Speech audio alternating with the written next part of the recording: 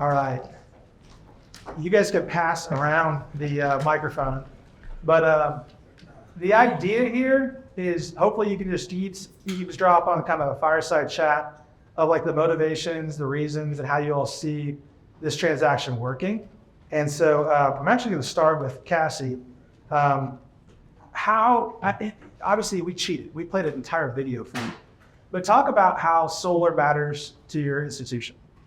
Sure. So the Regional Food Bank, for those of you who haven't been out there, we'd love to show you our solar installation. One of our core values is stewardship. The culture at the Regional Food Bank, stewardship, innovation is a part of this. So as Tony mentioned, we were always looking at solar as an option. And what we're able to do with this project, like Stacey said on the video, is put all of those resources back into feeding people and not spending it on a capital project. I will share, and I didn't tell you I was going to share this, we had several bids for different solar projects. And really what set this one above the others was this impact investor option, because we could invest those resources back into our mission. That's awesome. That's great. And I'm going to ask this to you. Same question, Justin. So sorry, Cassie's with the Regional Food Bank. Justin's associate superintendent, and actually kind of spearheaded this project. We met first from an introduction from Eric Plesky, which the relations in this room can do a lot of things. But when we first sat down with you, you had the same situation, looked at solar for a while. Talk about why you were looking for it. I think for us, Norman Public Schools understands our role, your responsibility as it relates to energy conservation. And with this opportunity, along with our responsibility to the taxpayers, being good stewards of the dollars, we've been looking for some solutions. And there's not a lot of solutions out there, I'll be honest, that have the win-win opportunity that I think this one does.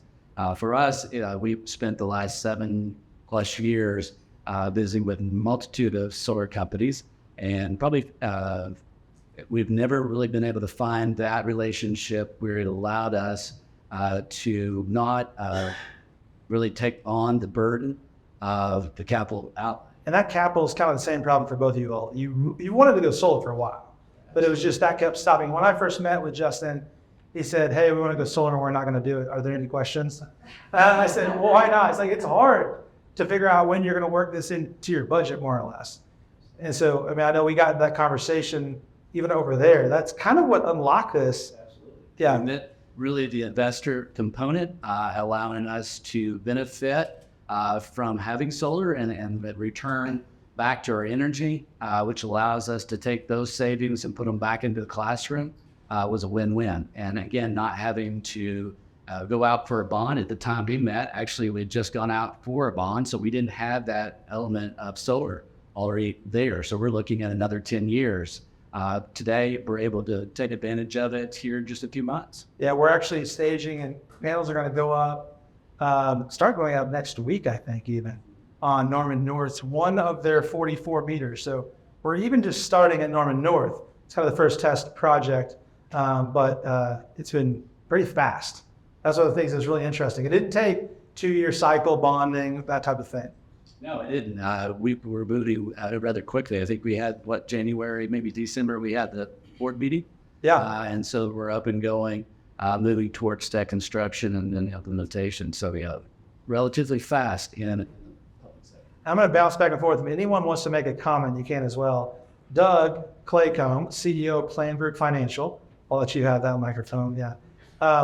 We met under the premise of Doug likes to have zero tax planning strategies for his client base, which is, I think, an innovative way to think about how do I better do this? We were eating lunch, and you said, if I can get an investment that I could put $1 in of my taxes and get my dollar back out, that's a win. And I said, what if it was philanthropic and or meaningful to the community? And that's, he said, let's get lunch. Let's get another, because we're meeting at an event. But talk about even like the strategy that actually can power Norman, and how that plays out in your mindset with a customer. Yeah, I think that's obviously the power of Brightwell is that for people that have been extremely blessed, they're always looking for ways to be charitable. And a lot of times the most advanced techniques are not customizable to the things that they're most passionate about. So for them to be able to go out and find something that they love and then also to be able to earn that dollar back and have a bigger impact. To my opinion, you could earn it back from the IRS, take advantage of your tax code, and then turn around and re-give it back to the same charity and almost double your impact. And we initially thought it was only going to be that dollar in, dollar out, like breaking even would be incredible. By the way, if you bring your own institution to the table, you can set as generous of terms as you want. It's got to be a profitable transaction, but it can be a dollar profitable, right?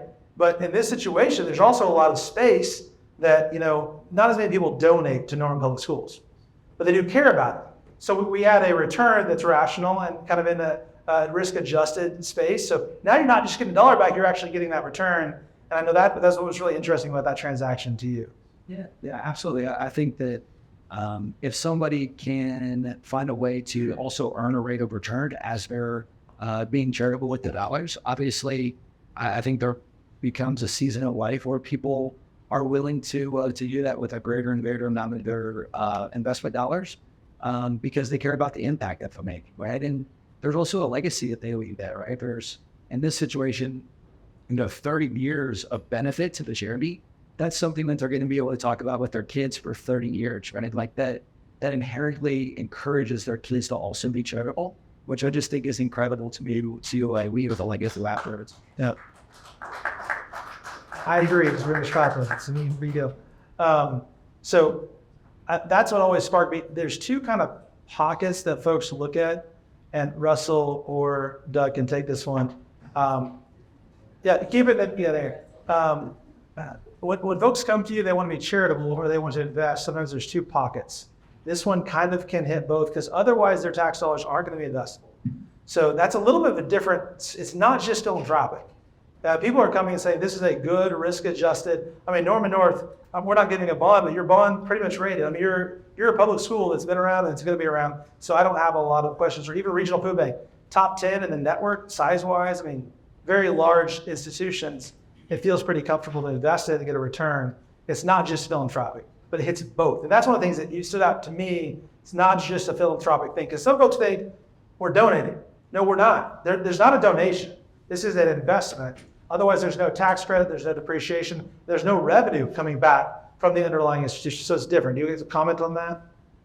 No, I think that's a great point, and in why it's probably unique in its structure, right? So it does kind of check a couple of boxes and gives people an opportunity that are interested, that maybe are already looking to donate or in that mode and can say, wait a minute, this kind of, gets me, I'm excited about both of these things, the investment side and the donation side.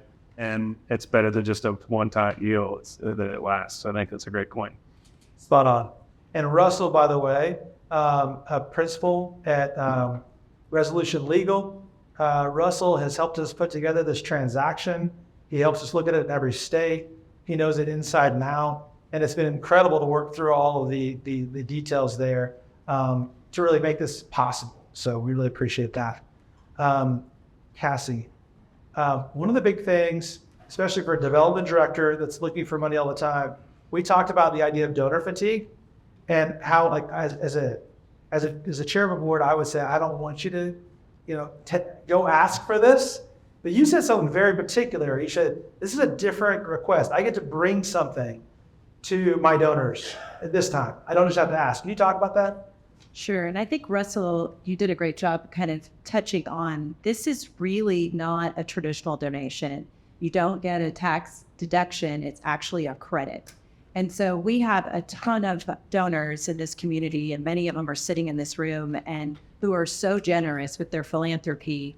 But we're always going and asking you, okay, here's on fire. We need to get kids fed this summer for summer feeding. And they're like, okay, same song, second verse. When are we going to, do something different? And so this gave me an opportunity to go to those heavily invested donors to say, continue to help us with our projects feeding children this summer. But I have something else I want you to look at. If you want to make an impact at the regional food bank, if you want to invest in this project in particular as an impact investor, this is going to provide you a tax credit. It's very different. And so we had, in the very initial stages, and we didn't put capital up front, not knowing we were going to have an investor or not. We had made that decision as an organization and from our board.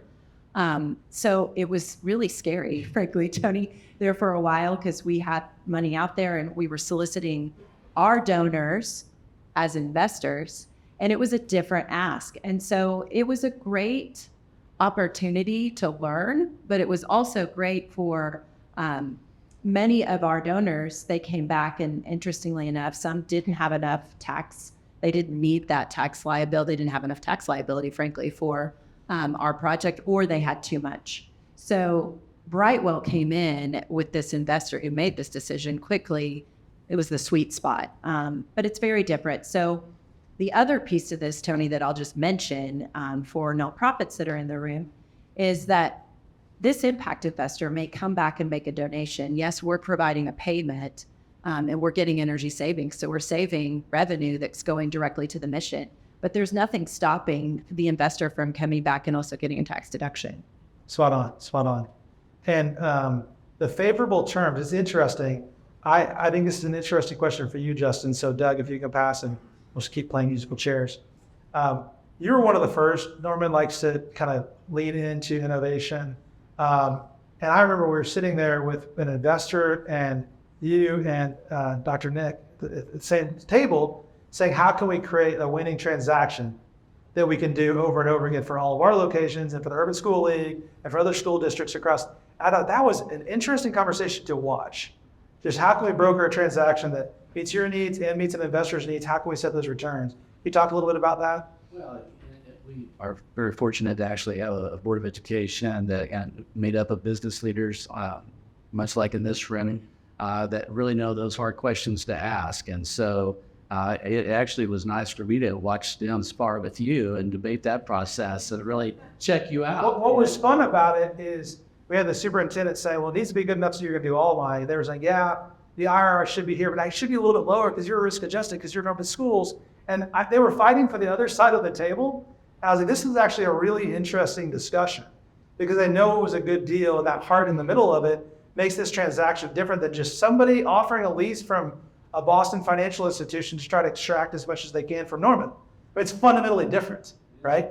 Absolutely, yeah. And I wish we could find a lot of other ways to do this, something very similar.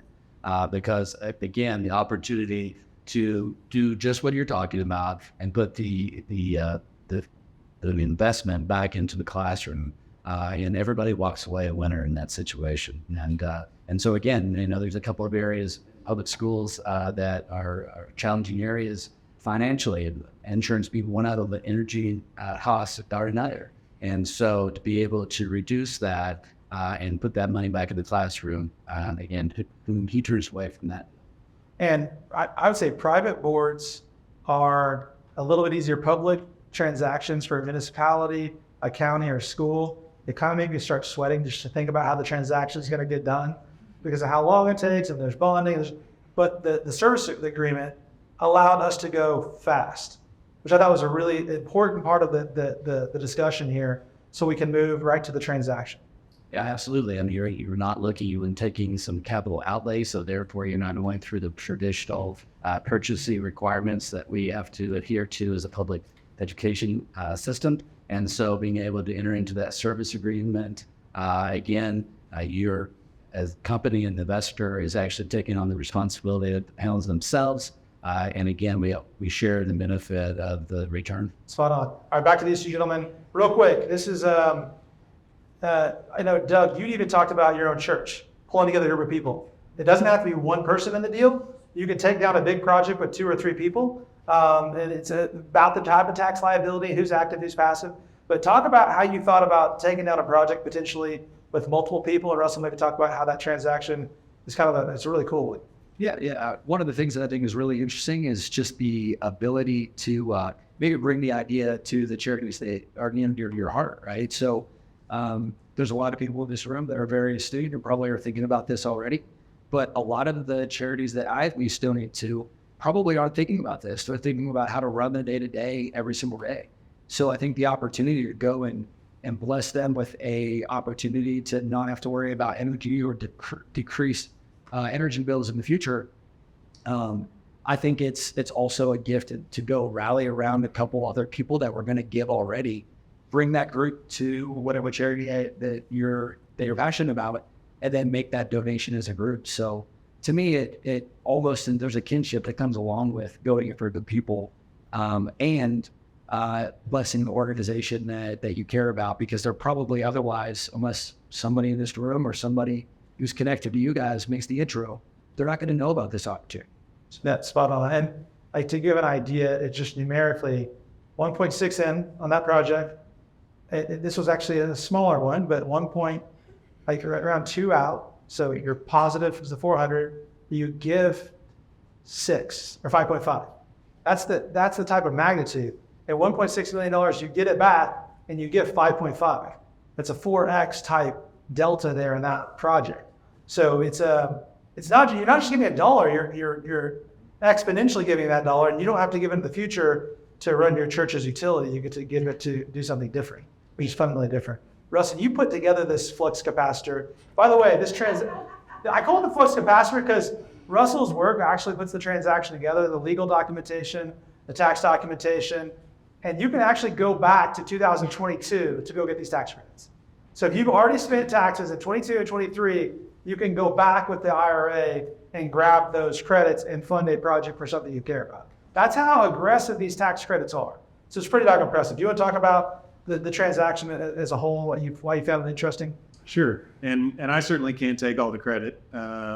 Our firm is Resolution Legal Group. Jason Richards is He's here incredible. too. Jason, Brilliant there he tax is. attorney, so He knows everything about this it's not just transaction.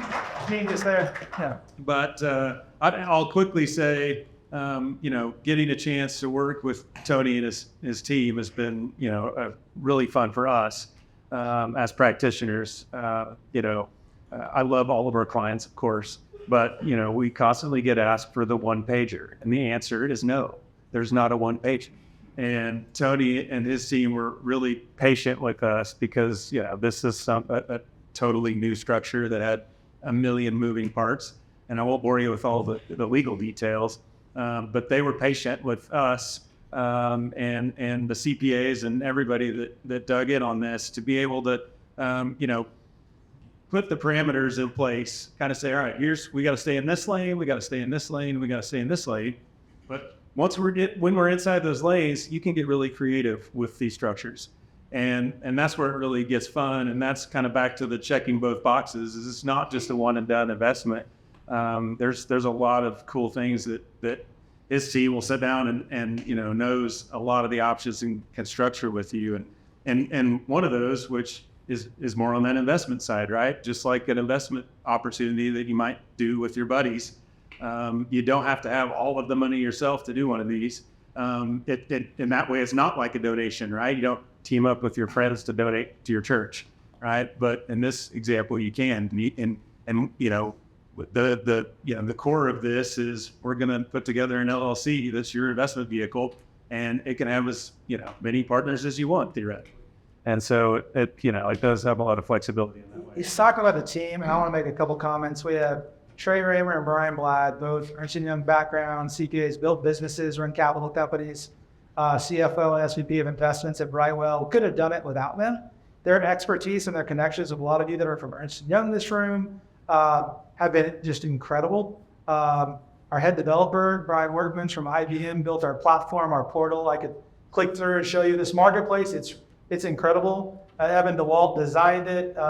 But you can actually go in, identify an opportunity, like a VRBO, choose what you want, pick your tax liability, pick the project cost, say what you want, dive in. This is new. The Homeless Alliance just got into the marketplace. It's an incredible opportunity on both sides. You get down to the analysis, down to how would it be versus my tax payment versus a Brightwell investment. And the tax payment return, I'll tell you, you don't have to look very hard. It's zero. The Brightwell investment is incredible for the Homeless Alliance. So those are the type of the talent in this room. I could talk about all of them. Ken Sissel's my partner from Louisville. But the A team that came together, working with Russell on this, have been listening to folks like you all. Like, how can we do this? And this is how do we pull off this transaction? Because there's not another entity like this right now. But the transaction of third-party ownership started in 2006, Walmart and Sun Edison. The transaction's not new. It's been done at Fortune 500. But now it's being brought down to Gary can do it with wings. That's very different, right? So it's a really big play, and I just really appreciate I think we need to get to know each other. I really like the sport. But I really appreciate how we've come to this idea through folks that care. And I think that's been at the heart of Brightwell from the beginning. And that's what's going to drive it, keep it different. But we are about out. So final comments from any one of you. I know I love, you guys can talk about anything under the sun real quick. Comments, thoughts? Yeah. The only thing that I would add is it's an incredible investment on its face. And I think about it like two different profiles. You think about it like a charitable person who wants to do good and then also get a return. And then I think of it as a max charitable person. And that person wants to do good, get the benefit back, and then re-gift it. And so to me, like the ability to impact the charities that you care about is tremendous. It's a good investment on its face, but it is an amazing impact to the charities that you care about if you get your head wrapped around it and you push it forward. So As an asset, to give Justin, as an asset, you're between today's marketplace, it's weird. Between a T-bill and S&P 500, every now and then you're a little bit above it. It's different depending on the state, which by the way, we can do it in any state. We have projects going right now in San Francisco. We have one going, couple in South Texas. Like we can do it anywhere. This transaction could be pulled off in 50 states. Go ahead, Justin. Well, I was just going to mention, and we've hit at it a couple of times, but the fact that, the work here that we're talking about impacting 30 years out is pretty incredible in itself. And so for us and public education, there's a few generations there that we're having the impact and really setting legacy for those that are coming. That's where I don't know if I landed it really well, but I get a really that pale blue dot. Like when you back up, we're like changing things that are well beyond us. We're not going to be in the room, a lot of us, when these solar panels end. That's kind of cool. Like we're continuing those legacies forward. Do you have another comment? Sorry. No, I was just going to say from the nonprofit's perspective, a little different as an investor is that if this seems, I'd love to do what you said, Doug, about if you have an organization that you're affiliated with, that they may not know about this, like the Regional Food Bank. We didn't know about this type of investment. We knew we were interested in solar. Please do reach out to them. And then in the nonprofit where you sit on board, or if you're a nonprofit in this room, we'd be happy to visit because it was a little scary in the beginning, but we're very excited. And if you want to take a tour, and you got to see it on the roof, we can give you a tour. They are incredibly kind. We have to normalize this transaction. People in Oklahoma ask, does solar power my iPhone all the way or just stop at 60%? It's like, solar works. It powers Germany right now. It's working. But no, it is a neat transaction. And people are scared about the reliability and they don't understand, that's not the solar panel. You're worried about the grid and the Southwest Power Pole, not this. So. Spot on. There's a lot of things in here, but they've been very generous. A lot of folks they're giving a tour of their incredible facility. So if you really want to see that side of it, the solar side, the tax side, the legal side, the structure side, the final thing I would say, if you're an organization, join the portal. It starts with your utility bill.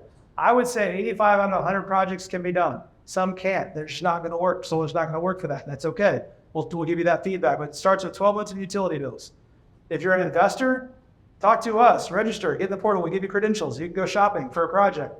We'll work with you. Our CPAs meet with your CPA to make sure we match up the tax credits because we're not going to put you in a project that doesn't work for you. I haven't talked about this yet. We have several banks in the audience. We have a 100% LTV product that you can get a 100% loan on the product, run an interest only for 18 months, get your tax credits back, and you don't have to put capital outlay. So your IRR is going to be off the roof.